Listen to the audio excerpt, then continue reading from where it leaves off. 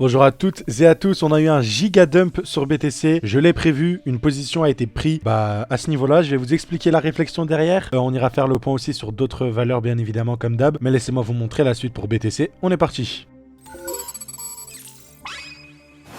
Donc voilà, on est sur notre ami Bitcoin, vous l'avez vu. On est sur une position avec un RR de 10,53, ce qui est énorme. Alors je vous explique, au niveau de la réflexion, on a eu ce qu'on appelle le pattern de distribution. Je vous le rappelle, la distribution, qu'est-ce que c'est? C'est quand on crée une poche de liquidité ici, donc une fausse résistance pour que les gens s'amusent à shorter. On va venir liquider tous les gens qui shortent et ensuite avoir un réversal, on appelle ça un COS. Du coup, on va casser les derniers points hauts qui indiquent en fait la tendance qui à la base venait était haussière. On faisait des points hauts de plus en plus, des points bas de plus en plus haut. Là, on vient de casser le dernier point bas qui nous indique reprise de tendance baissière. Et voilà, donc vous pouvez rentrer à la cassure, au retracement, etc. Donc là, on avait typiquement ce pattern-là. Si je vous montre sur BTC, je suis en 30 minutes, c'est un scalp. Vraiment, c'est du coup des entrées chirurgicales. C'est du trading agressif, entre guillemets. Donc c'est des setups que j'apprécie. C'est des setups qui ont des probabilités de réussite. Vous allez voir avec ces prises de profit, pas les plus grandes, mais qui sont ultra intéressants. Je vous explique. Bon, là, vous le voyez, création d'une résistance. Pareil, toujours dans la même philosophie, une mèche qui fait les dégâts, qui vient récupérer le tout sans jamais faire de cassure. Et vous allez remarquer, pour tous ceux qui aiment bien utiliser les indicateurs aussi, vous pouvez mettre votre RSI et vous verrez qu'à chaque distribution, c'est tellement flagrant, vous avez une divergence sur le RSI. C'est ça qui est fou. Donc quand je regarde sur mon RSI, vous allez voir que ici, en fait pour la dumb money, ici on va arriver dans la zone de survente. Je vous rappeler, beaucoup utilisent le RSI, se disent que ici faut vendre. Pourquoi? Parce qu'on est suracheté. Donc il y a tout le monde qui vend. Et ici on va avoir la manipulation qui va venir liquider tous les stop loss. Et vous verrez, à chaque fois cette manipulation, elle se retrouve toujours en dessous. En gros, si vous voulez, ça fait une divergence classique. Ici ça monte, là ça descend. Mais il y a toujours cet aspect de, on n'est pas dans la zone de surachat à ce niveau-là en fait. On n'est vraiment pas dans cette zone-là. On est juste sur une prise de liquidité. Sur toutes les distributions, vous allez voir, ça a très souvent lieu. Je vais vous montrer des exemples juste après. Du coup, voilà, j'avais toutes mes confirmations. J'ai pu rentrer. Bien évidemment, le stop loss s'établit ici. Maintenant, il fallait prendre des profits. Techniquement, la target minimale, c'est la tiers, donc le point bas de la distribution. Donc, c'était celui-là. Voilà. Ce que j'ai aussi identifié, c'est que dans la plus grosse time frame, on peut aussi interpréter tout ce qu'on a là ici comme une distribution. Je pense que vous le voyez juste ici. Donc, on a un peu une création d'une résistance. Bon, là, c'est un peu large, mais si vous voulez, voilà, on crée ce bloc-là de résistance, tout simplement, qu'on vient liquider. Et ensuite, on vient casser vers le bas, ce qui est magnifique. Et du coup, voilà, j'ai établi des targets qui étaient jusqu'ici. Ici, on avait une poche de liquidité, donc des EQL. On a tapé deux fois au même endroit, autour des 63 415. Donc, je m'attends à ce qu'on vienne ici. J'ai eu ma première prise de profit ici à 66 721. Donc, voilà, il y avait une poche de liquidité qu'on est venu, pareil, qu'on est venu chercher, tout simplement, celle que je voulais voir ici. Donc, sur ce support-là, pour la dumb money, qu'on a tapé une fois, deux fois, trois fois, presque quatre. Voilà, on est venu parfaitement liquider. Là, on réagit une nouvelle fois. Je pense que ça va pas tenir et qu'on va avoir une réaction comme ça. Voilà. Donc, voilà comment j'ai établi la première prise de profit. La deuxième, vous l'avez vu, c'est pareil, un autre support. Je pense qu'on va venir liquider. Et le dernier aussi, pareil, des EQL, encore une fois, ici, qu'on va venir liquider. Ça me fait une position où je risque 1 et potentiellement de gagner 10 fois ce que je risque. Généralement, je risque potentiellement 1% de mon capital. Et donc là, j'ai le risque de perdre 1% de mon capital pour potentiellement gagner 10%. Vous allez voir que c'est pas exactement 10%, surtout si tu prends des profits ici. Si tu prends des profits ici, rien que là, déjà, le trade était rentable. On était sur un RR de 366. Si je clôture tout là, j'ai gagné, entre guillemets, 3,66% de mon capital. Enfin bref, vous avez compris le calcul. Donc sur BTC, je m'attends à ce qu'on aille plus bas. C'est vrai que la distribution ici, elle est petite, elle est en 30 minutes. Mais comme je vous ai dit, il y a aussi celle-là qui me plaît. Et si on regarde aussi d'un point de vue RSI, je pense qu'on va pouvoir trouver vraiment cette similitude à ce niveau-là. Ici, tu vois, on arrive dans la zone de surachat et là, on vient manipuler et on reste en dessous. Je pense pas que ce sera... c'est un truc incontournable. Enfin, vous allez voir qu'à chaque fois, c'est toujours la même chose sur le RSI. Je pense pas que c'est un indicateur absolu, ok? C'est pas parce que vous voyez ça sur le RSI que ça va dump. On peut continuer à avoir des manipulations plus hautes et ensuite aller plus bas. En tout cas, bien évidemment, ce que j'aime bien ici, c'est que sur la plus haute time frame, ça nous conforte un peu sur cette trendline là, ok? Un peu cette trendline, cette résistance, ça nous conforte dessus. Et si jamais on a le plaisir de revenir du coup dans l'inverted fair value gap ici, que je vous ai indiqué, qu'on a bien ce retracement ici, ce que j'aimerais bien d'ailleurs, et ben on est presque sûr qu'on va revenir ici, chasser tous ces niveaux là. Et là, un peu comme un short squeeze, si vous voulez, il y a beaucoup de stop loss, de shorters. Du coup, c'est des ordres d'achat qui pourraient vraiment faire grimper le prix du Bitcoin assez vite, nous ramener dans des zones comme celle des 80 000, un truc du genre. Donc ça, c'est intéressant à noter, vraiment pas négligeable sur notre ami BTC. On verra pour l'instant, voilà, stop loss, bouger break-even. Si on suit la logique, on continue l'analyse, les amis, à ces niveaux-là, et ben on peut avoir un retracement là, haussier. On voit que là, on est revenu parfaitement directement ici, j'ai l'impression qu'on réagit à la baisse dans cette fair value gap baissière, mais on pourrait revenir jusqu'à tout ça. Voilà, on a laissé beaucoup de gap. J'ai l'impression que ce high là doit être protégé et qu'à la limite on a du coup une supply ici. On s'en vient faire des plus bas, ok. Dans tous les cas, on s'attendait à ça. On en a parlé hier aussi avec le Nasdaq, etc., qui, pareil, eux aussi ont eu une journée dans le vert, ok. Et on est revenu parfaitement dans, pas encore parfaitement, mais presque dans l'imbalance. Enfin, pas exactement, mais voilà. Bref, vous avez compris le topo sur Bitcoin, c'est possiblement, voilà, le top. Bien sûr, hein, quand je vous dis que c'est du trade agressif et c'est du low probability, peu de probabilité, c'est que là, on a fait la distribution, on a liquidé ça. Là, dès là, on peut directement repartir pour faire des plus hauts, ok. On n'est vraiment pas à l'abri de voir un truc comme ça. Donc, on va suivre ça de très près, mais voilà, en tout cas, c'est très utile d'observer cela et voilà, donc c'est magnifique. Pouvoir vendre ici, racheter plus bas, ça fait des très jolies positions. D'ailleurs, hein, cette même position a été partagée, voilà le petit setup du jour à mes élèves de l'école G7 Composite. Pour tous ceux que ça intéresse, bien évidemment, je vous mets toujours les liens dans la description. Voilà, c'est un accompagnement. Vous avez 1 an pour apprendre les Smart Money Concepts avec nous. Chaque mois, vous avez 10 heures de live à peu près. On fait 4 séances de 2 heures, voire un peu plus. Donc voilà, et en plus de ça, vous avez notre portefeuille. On fera une petite update sur le portefeuille parce qu'il a pris pas mal cher au niveau des alts aussi. Je pense que ce sera un bon point de vous montrer un peu tout ce qui se passe. Bon, on est toujours sur des performances, enfin on est toujours sur du profit. Voilà quoi, avec les alts, ça a beaucoup pris. Donc si jamais tout cela, ça vous intéresse d'avoir vraiment une vision globale et de devenir indépendant un peu sur les crypto-monnaies en général, pour avoir une compréhension des Smart Money Concepts qu'on utilise au quotidien sur cette chaîne, bah, n'hésitez pas à checker, regarder un coup d'œil. Je vous invite vraiment à réserver l'appel. C'est là où on peut cerner et voir que si jamais l'école c'est un bon produit pour vous ou pas du tout. Et ça vous permettra aussi de poser toutes vos interrogations, vos questionnements, vos inquiétudes. Et voilà. Donc n'hésitez pas, tout est dans la description. Et voilà, souvent j'aime bien partager aux élèves. Et vous savez que même les élèves, eux aussi, nous partagent beaucoup leur analyse. Donc j'essaie de voir là, souvent hein, quand je fais des vidéos, c'est eux qui me partagent beaucoup d'analyses. Là, on a une analyse potentiellement sur Flux. Elle est intéressante, on va en parler aujourd'hui. Voilà, donc il avait bien identifié aussi la distribution sur notre ami CFG. Donc voilà. On avait aussi des jolis trades qui étaient en cours. Donc j'ai bien aimé sur le Pendle. Et sur notre ami Goldfinch. Donc voilà, il y a plein de petits trucs. J'aime bien voir les analyses. Et souvent, je les reprends pour mes vidéos. Voilà, donc c'est assez cool. Donc si jamais, n'hésitez pas. Et donc voilà, je voulais parler du coup du flux. Tout simplement. Moi, j'avais une position, selon moi, j'avais une très grosse confiance dans la position suivante. Je vous avais dit, hein, pour moi, on était sur le setup d'une vie, entre guillemets. Pour moi, on est vraiment sur un setup, là, pareil, création d'un support qu'on vient liquider à la baisse, liquider à la hausse. Là, on retrace et on voit qu'au niveau du retracement, voilà, on est revenu quand même de manière assez profonde. Voilà, on a réintégré les niveaux de Fibo, donc c'est cool. Et voilà, donc ce que j'aime bien, c'est que on est revenu dans la dimension, ce que j'aime un peu moins. Après, c'est des paires qui sont peu liquides. Donc voilà, mais c'est qu'on a créé un support juste ici. Ah non, attendez, on va regarder exactement. Non, ça va. On est venu chercher un peu le tout. C'est pas exactement un support, donc ça va. On est venu liquider. Bref, en tout cas, sur la figure globale, si jamais on voit qu'on va plus bas, on va sûrement attaquer le bottom. Et au final, bah, la distribution sera invalidée. Et du coup, bah voilà, Flux. Ce sera plus, comment dire, intéressant entre guillemets à l'achat si jamais on vient casser ces niveaux-là. Ce sera un gros signe de faiblesse pour l'instant. Déjà, on a eu une entrée moyenne autour des 55 centimes, 60 centimes. On est revenu dessus. Et là, c'est pareil. Genre,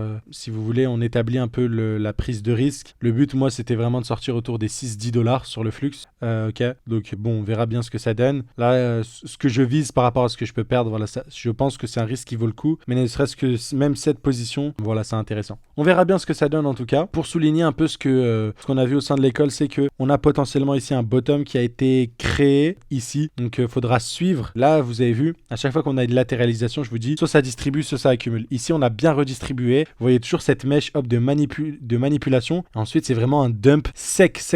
Et je pense qu'on peut même illustrer ça. Je vais vous parler du RSI. On va le réutiliser de nouveau. Donc voilà, au niveau du RSI, on peut le voir assez simplement. Donc on va aller peut-être sur du 5 heures pour être un peu plus précis. Voilà quoi. Donc ici, non, peut-être pas.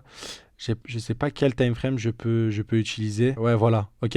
Donc vous voyez entre le point haut ici, hop, et celui-là, alors qu'il fait un plus haut, c'est voilà une divergence. Tu vois bien qu'on n'est pas dans la zone de surachat pour la démonie. Donc il n'y a pas le fameux signal de hop, le RSI au-dessus de 70, je vends. Tu vois. Donc ça, c'est intéressant à noter. Et pareil, belle distrib. Donc là, on va voir ce que ça donne. On voit que ça latéralise. Ok, donc on reste un peu dans le même range pendant une bonne période de temps, comme ce qu'on a eu ici et tout. Donc on va voir ce que ça va donner. Pour l'instant, plutôt positif. Mais voilà, pour l'instant, vraiment la structure globale globale, elle est baissière sur le flux. Pour l'instant, c'est techniquement d'un point de vue comme ça. Moi, j'ai rechargé. Techniquement, là, c'est 100% baissier. Et là, on n'est pas à l'abri d'avoir pareil manipulation pour venir chercher l'imbalance et en plus liquider tout le monde et ensuite aller plus bas sur le flux. Et je pense que si on voit un truc comme ça, ok, il faudra pas hésiter à vendre parce qu'on pourrait faire vraiment des plus bas sur notre ami flux. Donc surveillez un peu tout ça. Moi, je vais surveiller de près. Donc là, on est au niveau de mon point d'entrée. Si je vois vraiment un truc comme ça, je ferai très très attention. Donc pour l'instant, à suivre. Et voilà. Aujourd'hui, je voulais aussi vous parler du Chainlink. Donc, Chainlink, comme on le voit ici, il est possible qu'il ait touché son bottom. En tout cas, ça me fait penser beaucoup, ce que vous voyez ici, un peu cette création d'un gros support. Et là, on a vraiment un espèce d'excès baissier, une manipulation qui a permis de liquider aller plus bas. Pareil, on peut utiliser un peu cette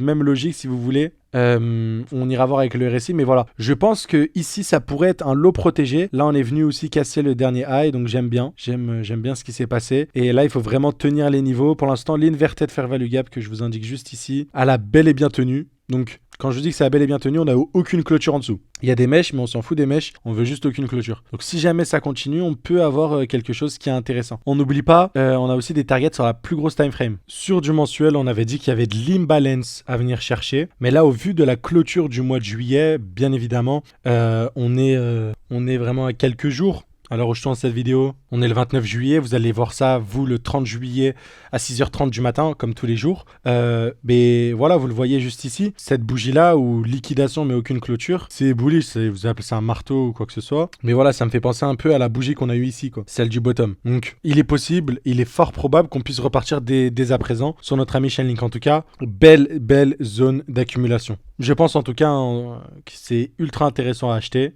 Et derrière, comme je vous ai dit, je voulais qu'on corrobore ça avec notre ami, si vous voulez, le RSI. On peut aller là en weekly. Bon, peut-être pas en weekly, peut-être en 3 daily, ce sera intéressant. Là où le RSI, il était voilà quoi, aussi bas. Et puis là, on fait un plus haut. Alors qu'ici, voilà. Inversement de la distribution, mais plutôt dans l'accumulation. Pareil. En fait, sur le RSI, ça indique pas qu'on est survendu alors qu'on fait un plus bas net. Hein. Et on parle là quand même d'un plus bas par rapport au dernier point bas. Voilà, 8% plus bas, quoi. Donc là aussi, voilà, il y a des belles indications. Je pense personnellement, en tout cas, ici, c'est une zone où j'ai racheté tout simplement du Link. Voilà. Même si j'aurais bien aimé qu'on revienne ici, il est possible qu'on ne revienne pas. Et dans tous les cas, on le voit, hein, vraiment, c'est ça la beauté des SMC. On a réagi parfaitement dans cette bougie-là, quoi. Cette bougie-là a fait réagir parfaitement le prix, donc c'est magnifique. C'est magnifique.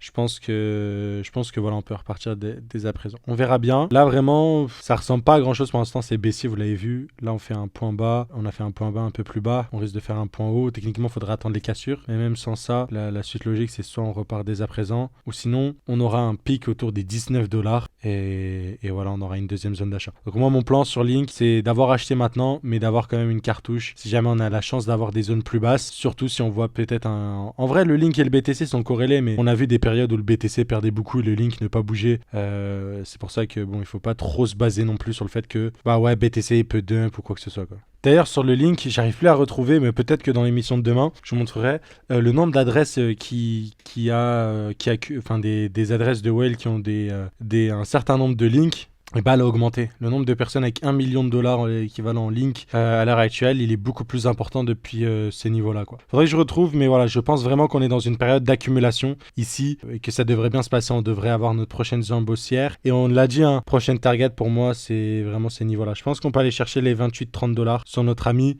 le Chainlink. Ok, donc voilà, c'est vraiment un pionnier, c'est l'un des business Web3 les plus rentables. Bref, très beau token, j'aime beaucoup. Donc on verra ça. Côté Arweave aussi, je ne peux pas m'arrêter de voir à quel point ça réagit. Déjà, au niveau de l'inflation, ça s'est beaucoup calmé sur le Arweave, ça s'est directement fait ressentir. C'est devenu un token orienté IA maintenant aussi, donc c'est dans un bon narratif. Ça vaut assez cher déjà, mais ça fait du stockage. Et au niveau de la structure, c'est surtout la structure, parce qu'ici on est spécialisé analyse technique. C'est ce qu'on a ici, ok. Vous le voyez, hein, la distribution. D'ailleurs, j'ai réussi à vendre ici autour de 45$, mais Arweave pour les racheter plus bas. Et ben on a la même chose de l'autre côté, ok. Là où on était suracheté, et là on a fait un pic au-dessus. Et vous avez vu, comme d'habitude, le même concept, hein, je vous le répète. Et ici, au final, on n'a pas du tout eu la même chose. On était en dessous du niveau de surachat, entre guillemets, de la dump money. Pareil ici, là on a fait un plus bas et au final, quand tu regardes sur le RSI, on a fait un plus haut. Donc légère divergence, mais ça te montre encore comme quoi ça a été entre guillemets,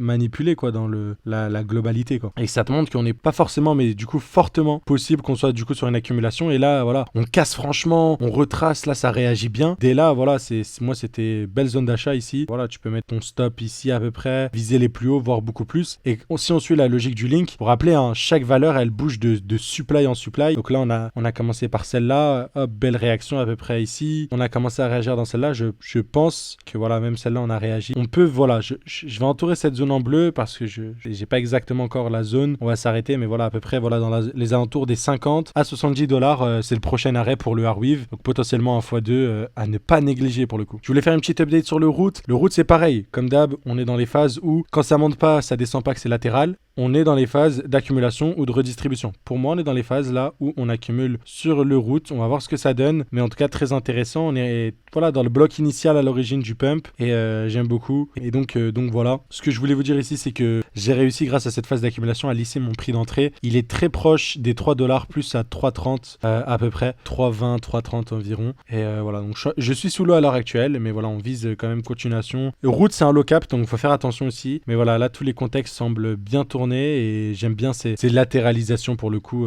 ça me plaît beaucoup. On va clôturer l'émission du jour avec le Tao qui semble redistribuer dans la tendance baissière comme d'hab, toujours dans ce truc de une mèche qui manipule le reste comme ici, comme cette mèche là, vous avez vu, là on a fait distribution, pareil distribution, je pense qu'on en a plus haut et là aussi j'ai l'impression qu'on distribue aussi, donc hop, vendre ici, avoir peut-être voilà, le stop loss dans ces eaux-là, viser le point bas. Pour l'instant, la structure sur Tao, elle est tournée vers le bas. Ok, ici, c'est pas un bottom. Et je pense surtout, le fait qu'on se soit arrêté au même endroit, c'est vraiment une indication comme quoi on va venir le chercher. Je vois mal le truc rebondir dès à présent. Et voilà, pour le Tao, faire attention avec les EQL, je pense. Et là, pour le coup, en tout cas, sur de la LTF, pour l'instant, ça distribue comme ce qu'on a pu voir ici, comme ce qu'on a pu voir ici, qui a mené la suite des tendances baissières. Et là, voilà. Là, ça vient de se confirmer. Je sais pas si j'en ai parlé hier. En tout cas, je sais que j'en ai parlé. Je sais plus avec... Je sais pas si c'est avec vous ou peut-être d'autres personnes, mais là vous le voyez, hop, high, low, et là on a refait le high et on vient de casser le dernier low. Donc gros signal baissier. La target minimale de ce truc c'est la tiers, ok, c'est ce niveau-là. B à la suite, on est vraiment pas à l'abri d'aller beaucoup plus bas. Si on regarde d'un point de vue mensuel, je pense que on aura mensuel c'est peut-être un peu trop sur le Tao. Je pense qu'on peut avoir un retour dans des zones qu'on n'a pas visitées depuis longtemps ici. Ce que j'aime bien surtout, c'est regarder à peu près sur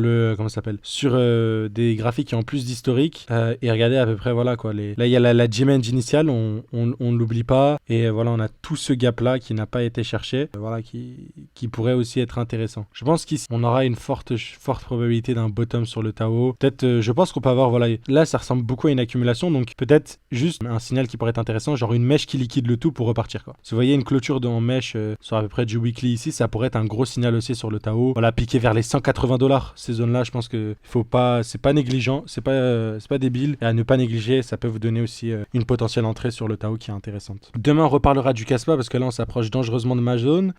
Du côté du ton aussi ça se passe bien en vrai de vrai, quand on regarde en l'état, voilà, ça continue, bon ça stagne un peu pour le coup, ça semble trouver un espèce de support, mais voilà, c'est toujours intéressant. Bref, en tout cas on verra tout ça. Récemment j'ai aussi envoyé une petite analyse sur le rune, on va voir si ça va se passer, j'en parlerai demain, mais voilà, je l'ai envoyé aux élèves, donc voilà, n'hésitez pas à checker l'école, mais voilà, je crois on est dans une supply, ça ressemble à une distribution, je pense qu'on va aller plus bas, on verra bien, mais voilà, donc suivez bien, on se retrouve demain les gars à 6h30 et je vous dis à très très vite, et puis ciao ciao.